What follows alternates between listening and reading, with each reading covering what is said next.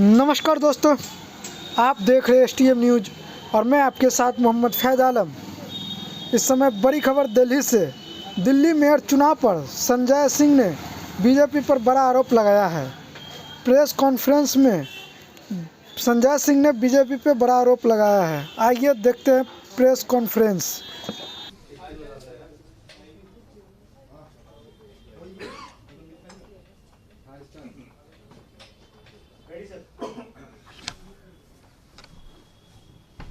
सभी पत्रकार बंधुओं को नमस्कार। आज आप सब लोगों ने देखा कि किस तरीके से जो पीठासीन अधिकारी बनाई गई भारतीय जनता पार्टी के द्वारा और LG के द्वारा, उन्होंने नियम, कानून, संविधान, DMC एक्ट सबको गला घोट के आज फिर से एक बार मेयर की वोटिंग नहीं होने दी। जो एजेंडा गया था सबके पास, उसमें साफ तौर पे लिखा था कि पीठासीन अधिकारी को सिर्फ और सिर्फ मेयर के चुनाव कराने।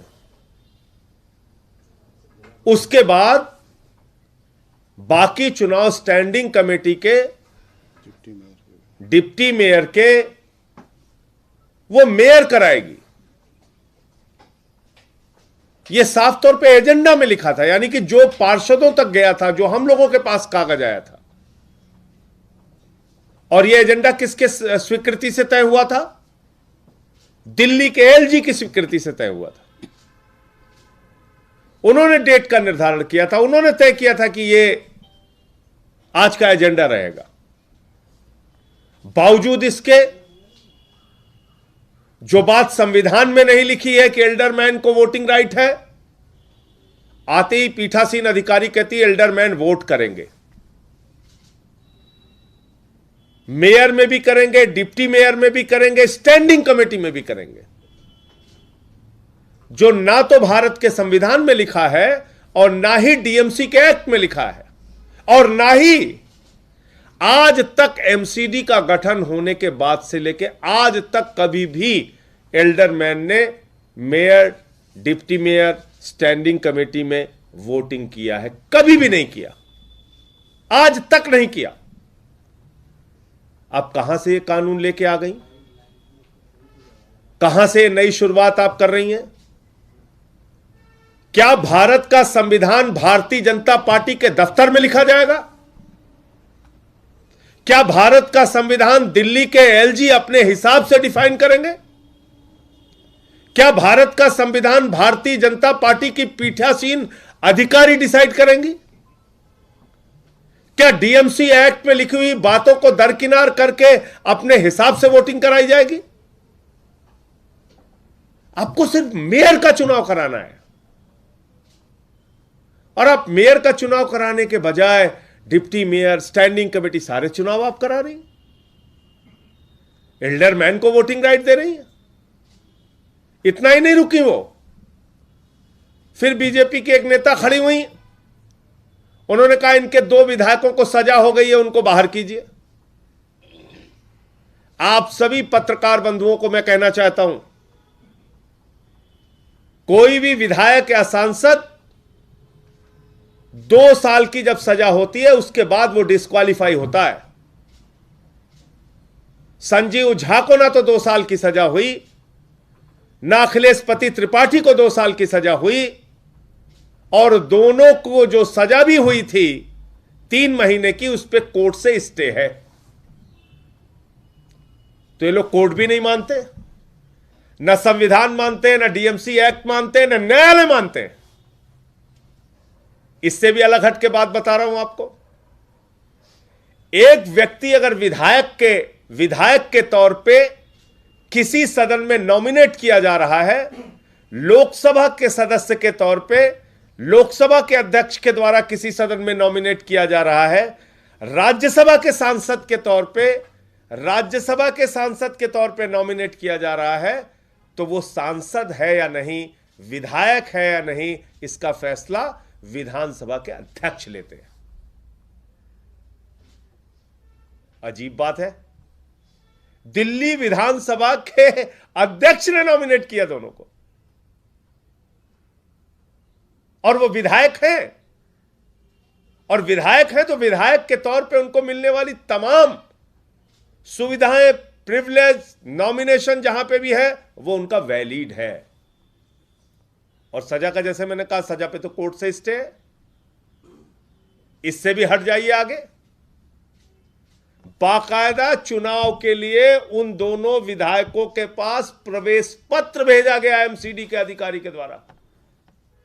और आगे निकल के आइए आप, एमसीडी के ही अधिकारी, जहां पे चुनाव हो रहा था, जहां पे पीठासीन अधिकारी चुनाव ले रही थी, वहीं से प्रवेश पत्र गया इन दोनों विधायकों के पास कि आप आइए और वोटिंग में शामिल होइए।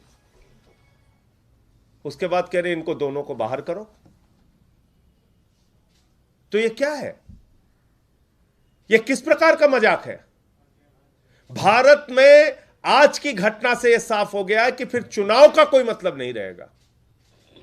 2 करोड़ की आबादी वाले दिल्ली के लोगों ने अपनी एमसीडी में आम आदमी पार्टी को प्रचंड बहुमत से जिताया, एक जनादेश दिया। 15 साल की भारतीय जनता पार्टी की एमसीडी में जो उनका कुशासन था उसको उखाड़ कर फेंका, और उसके बाद आप मेयर नहीं बनने दे रहे हैं। दिल्ली के एमसीडी के बराबर कई राज्यों की विधानसभाएं हैं, दिल्ली के एमसीडी से छोटी कई राज्यों की विधानसभाएं हैं। कल को ये बहुत ही खतरनाक परंपरा भारतीय जनता पार्टी ने शुरू की है। मैं तो देश के तमाम विपक्षी दलों से अपील करूंगा कि जाग जाइए, आगे यही आपके साथ होने वाला है, यही आपके साथ होने वाला है। विधानसभा में बीजेपी हारेगी, कहेगी सीएम नहीं बनने देंगे, दंगा करो, हंगामा करो, हल्ला करो, तोड़फोड़ करो, मत बनने दो सीएम। लोकसभा में बीजेपी हारेगी, दंगा करो, हंगामा करो, हल्ला करो, प्रधानमंत्री मत बनने दो। तो फिर तो चुनाव का कोई मतलब ही नहीं है, बंद कर दो चुनाव। चुनाव कराने का फिर क्या मतलब है? और आज की घटना से आम आदमी पार्टी का शक 100% सही साबित हुआ, और हमारा यह शक था कि भारतीय जनता पार्टी दरअसल एल्डरमैन को वोट कराना चाहती है, मनोनीत सदस्यों को वोट कराना चाहती है। पहले दिन से मैं ये बात कह रहा हूं, और तब भाजपाई कह रहे थे नहीं नहीं नहीं नहीं नहीं नहीं। आज खुल के सामने आ गया, स्टैंडिंग कमेटी का भी वोट एक साथ कराना चाहते हैं। तो अब आम आदमी पार्टी के, और आज आप देखिए बीजेपी के 4 सांसद मौजूद ही नहीं थे, यानी उन सांसदों को पहले से ही पता था कि वोटिंग होनी नहीं है, हंगामा होना है, हाउस तो चलेगा नहीं, तो सदन में ही ना जाओ। चारों सांसद बीजेपी के आज वोटिंग में हिस्सा लेने के लिए नहीं पहुंचे। तो इसलिए इस पूरे घटनाक्रम में आम आदमी पार्टी ने सहनशीलता का, संविधान में भरोसे का, डीएमसी एक्ट में भरोसे का आचरण प्रस्तुत किया। हमारे सारे सांसद, विधायक और पार्षद खामोशी के साथ भारतीय जनता पार्टी की तमाम बदतमीजियों को बर्दाश्त करते रहे, चुपचाप रहे। उन्होंने अपनी तरफ से कोई भी हो हल्ला नहीं किया। और अब ये सारे तथ्य माननीय सर्वोच्च न्यायालय के सामने रखे जाएंगे, और माननीय सर्वोच्च न्यायालय से हस्तक्षेप की अपील करेंगे हम लोग कि आप वोटर लिस्ट दिलवाइए। एल्डरमैन जिनको वोटिंग राइट नहीं है डीएमसी एक्ट और संविधान में, उनके वोटिंग राइट को रोकिए, और अपनी निगरानी में mayor, deputy mayor, standing committee का चुनाव कराइए। मेयर का चुनाव कराइए, और डिप्टी मेयर और स्टैंडिंग कमेटी का चुनाव जो मेयर के अधिकार क्षेत्र का है उसको उसी हिसाब से करवाइए। ये पूरी बात मुझे कहनी थी। पंकज गुप्ता जी अपने साथ, कोई आपके सवाल हो? सुप्रीम कोर्ट जाने की बात कर रहे हैं, तो कब तक फाइल करेंगे? उसके बारे में पार्टी फैसला लेगी जल्दी।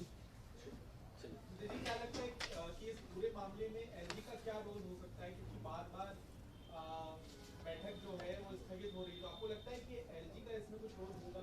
भाई एलजी का ही सबसे बड़ा रोल है। आप देखिए ना, एक ऐसी महिला को पीठासीन अधिकारी उन्होंने बना दिया भारतीय जनता पार्टी की। पहली बात तो परंपराओं के विपरीत बनाया। सीनियर मेंबर हमारे पास थे, उनको नहीं बनाया पीठासीन अधिकारी।